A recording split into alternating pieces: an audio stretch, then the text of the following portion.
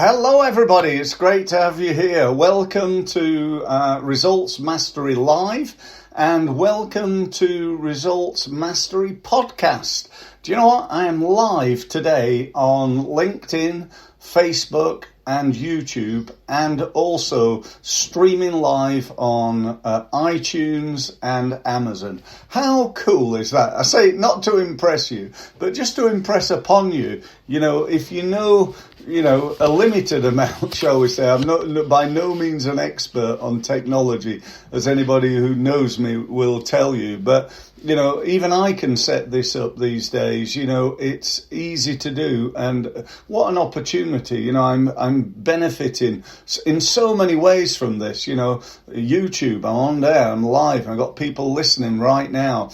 That's going to be on YouTube forever. And over time, loads of people are going to watch this recording of my live session. The same on Facebook. I've got people logging in now on Facebook, and that's great.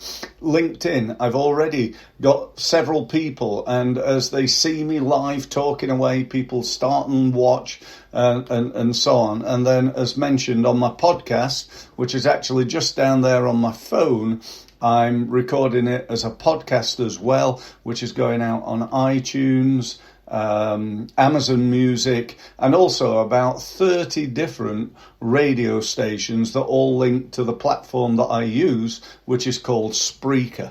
Now, as I said, I'm saying that not to try to impress you. Isn't Steve amazing? I'm just trying to impress you on, technology. If you know and understand it, it's amazing.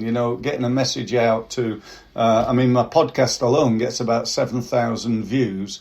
Or listens every time I do a podcast. So really ought to do more of those, I think. But anyway, never mind. I'm going to start doing them as part of my live mastery sessions that I'm doing now. But anyway, you didn't sign up to listen to that, but I thought it was of value to you, so I thought I'd mention it. What you did sign up to, or you did hope to listen to, is me talking about influence.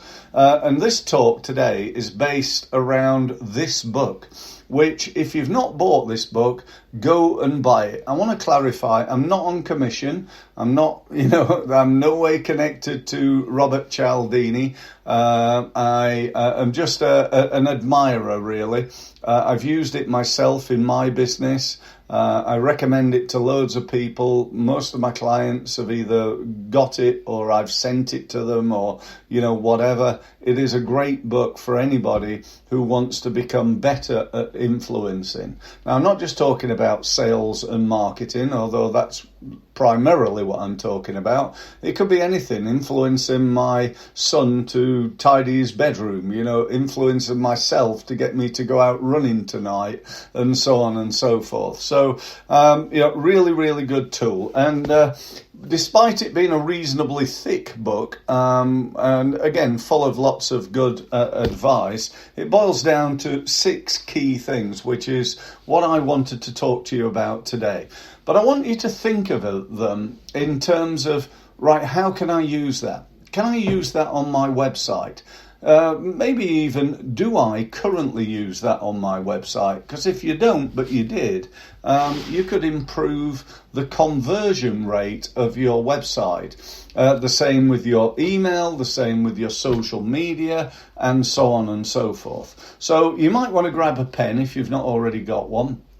Or, if you're listening to the recording, you can always listen back and pick this up. But I've got 6 key elements to talk to you about. And the first one, in no particular order, by the way, this is not like a ranking list or anything like that, is something Cialdini calls social proof. And we all know, this is stuff that you know about anyway, we all know when other people want it, or other people have bought it, we're more likely to buy it.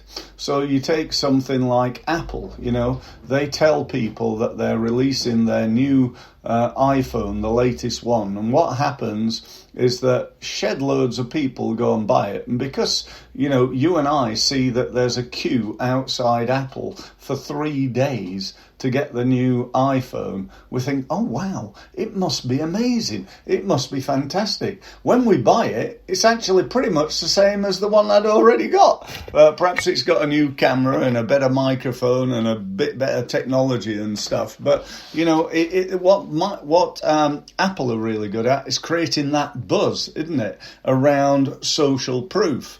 It's like, you take me and my business. If you said, do you have any testimonials, Steve? I'd say, yeah, absolutely. I've got close to 150 of them. Would you like me to send you my testimonial PDF?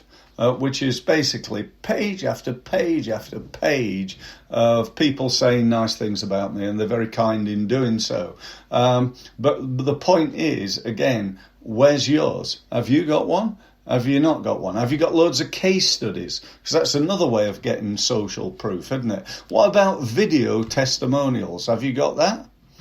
No, perhaps not.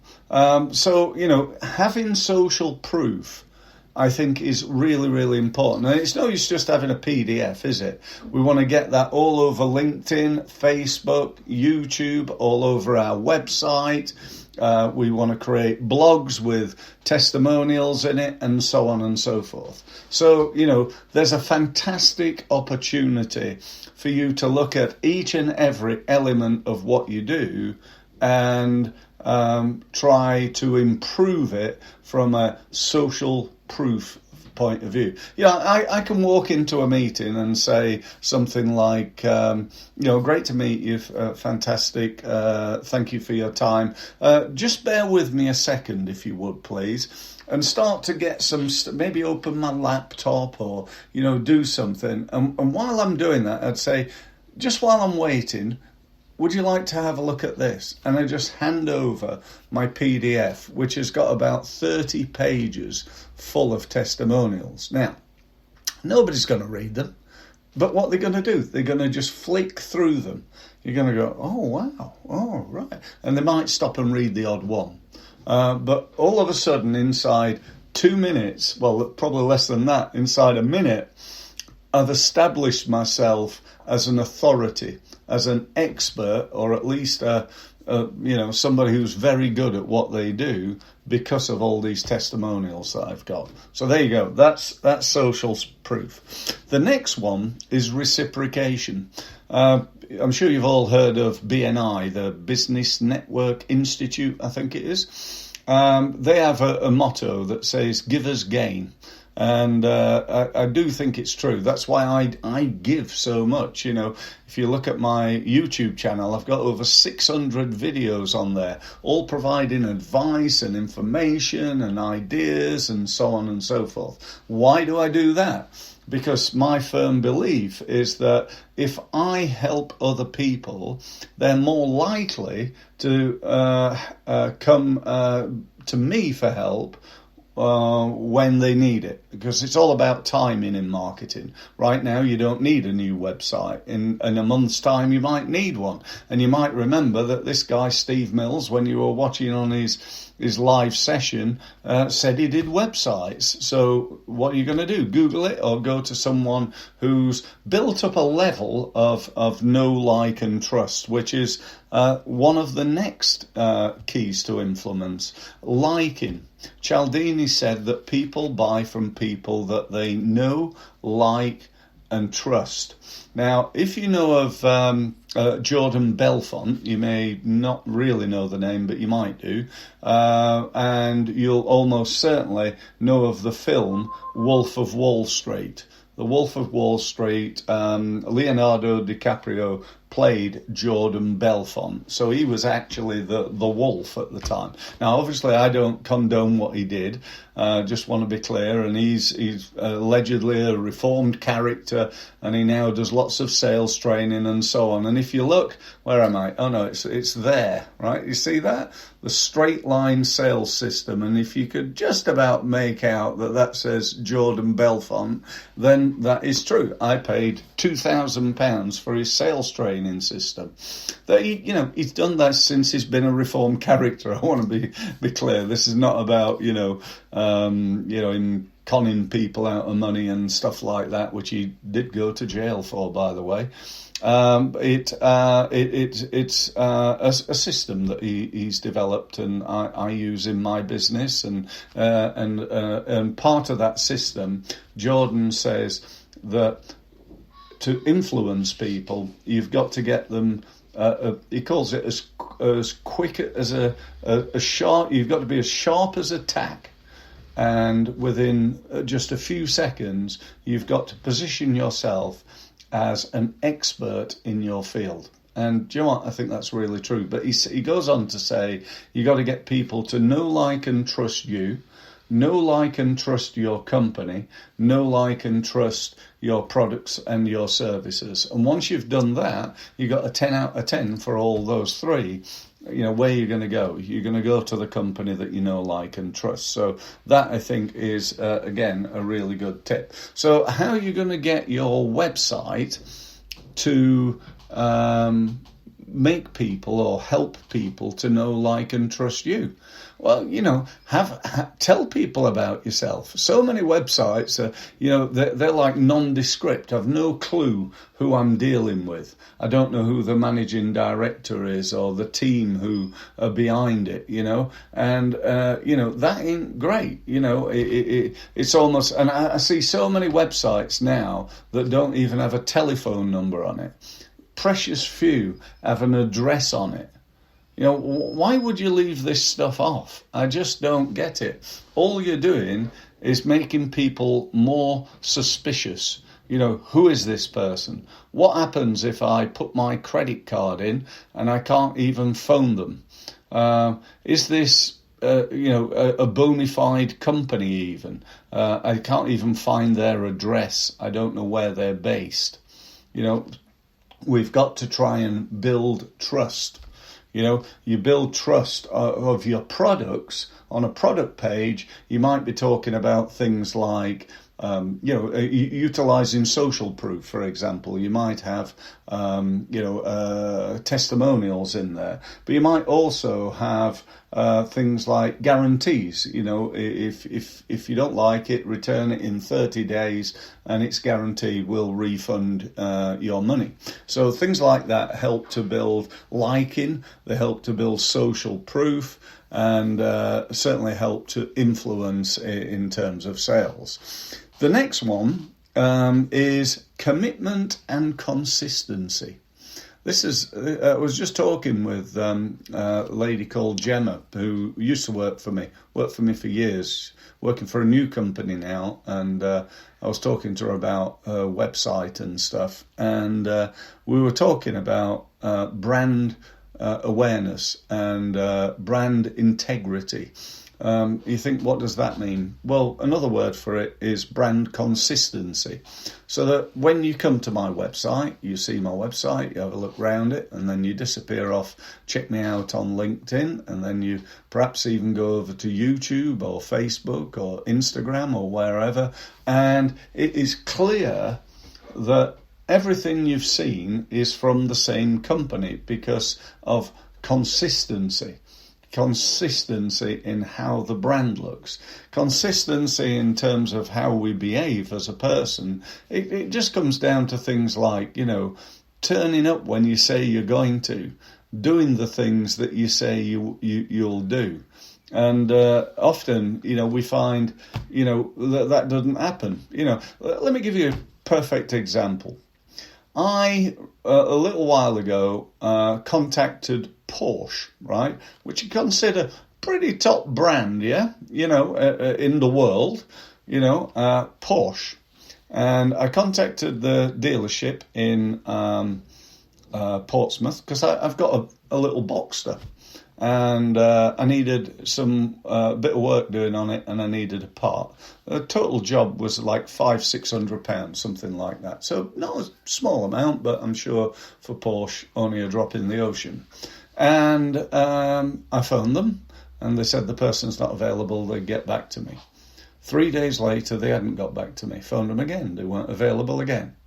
And they said they'd get back to me. And I said, well, you said that 3 days ago. Oh, we'll make sure they do. Do you know what? I'm still waiting. I've still not heard from them.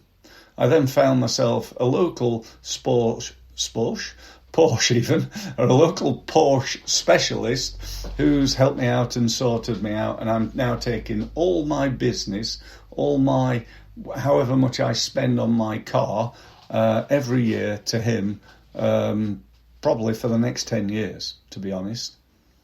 Now, if there isn't a lesson there to be learned, and this is Porsche, this is not some little crummy back street, I'll not swear, but you understand where I'm coming from.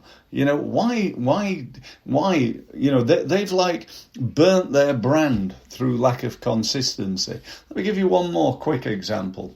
When you think of the word McDonald's, we've all got a perception. We know it's not great. We know the food's not fantastic. We might like the golden arches and the brand of it, and the fact that we can feed our kids for not a lot of money, and they love going there and playing on the swings, assuming that they've got an outdoor area and with the cranes if they haven't, and yet we go there and we flock there in masses, absolute masses. I wonder what their turnover is. But certainly several billion, I'm sure, if you look worldwide, buying food that A, we know is not very good for us, B, it's doesn't taste great, let's put it that way, and the only thing you can say is it's reasonably cheap, although these days that's maybe an argument as well.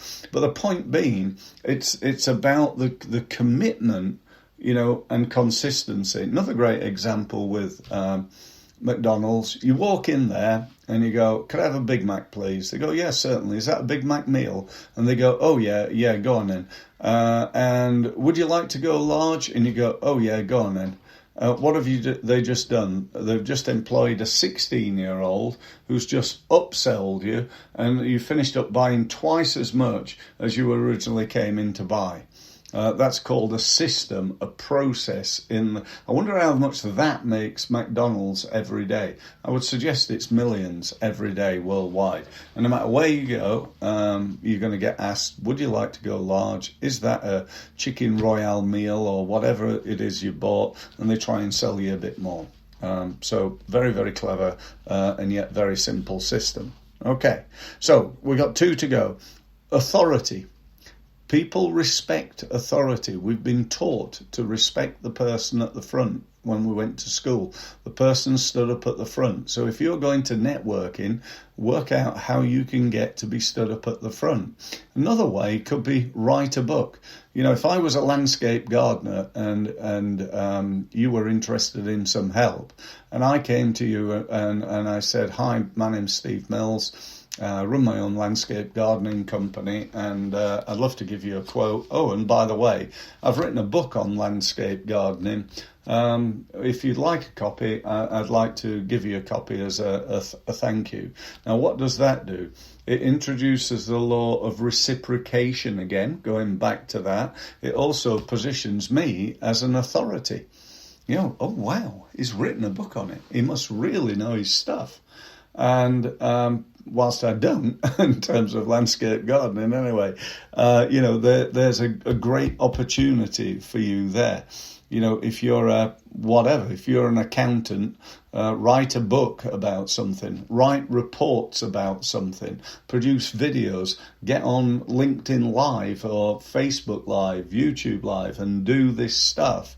To position you as a person of authority. That's why I'm doing it. I'm creating marketing collateral that hopefully positions me as a person who knows what I'm talking about. I've been doing it 28 years, so hopefully I do by now. And lastly, scarcity. It's the old last biscuit in the tin.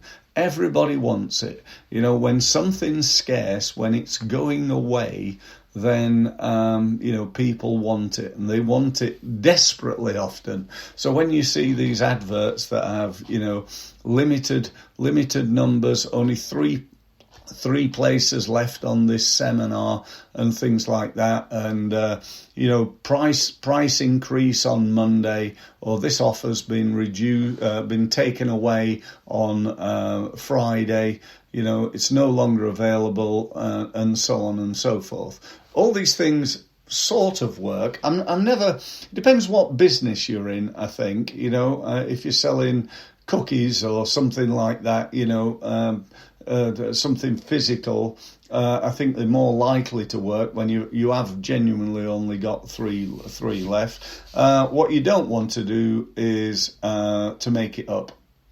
If I said to you, yeah, come along to my seminar that I'm running in London, it's going to be a great day, and just to let you know, we've only got 5 places left, and then you turn up and the room's half empty. That's not good. So we need to be honest in terms of our use of scarcity, and that's it. They're the 6 keys. I hope you can think about how you can use them. Maybe not all of them, but what are you doing right now under those 6 key areas within your marketing, within your sales, within how you're using them to persuade people, which is really the art that we need to be good at. And also, I'd say, what could you do? What are you doing now? What could you do, and how can you get there? If you want to know more from me, I hope you've enjoyed today, by the way. Thank you for staying with me. And if you want to know more from me, feel free to drop me a line. If you want to go and book a meeting, it's been scrolling across the bottom the whole time. Book a meeting with me. I promise no hard selling. All I can do is, all I will do is try to get an understanding of your business, where you are in terms of marketing, what you'd like to try to achieve, and then at the end I'll just tell you, look, if you need any help from me, this is what I think you could do. So that's it. Thank you ever so much for listening. Don't forget, I'll be doing this again on Monday through to Friday, and get yourself signed up, and look forward to speaking to you again soon. Thank you very much for listening.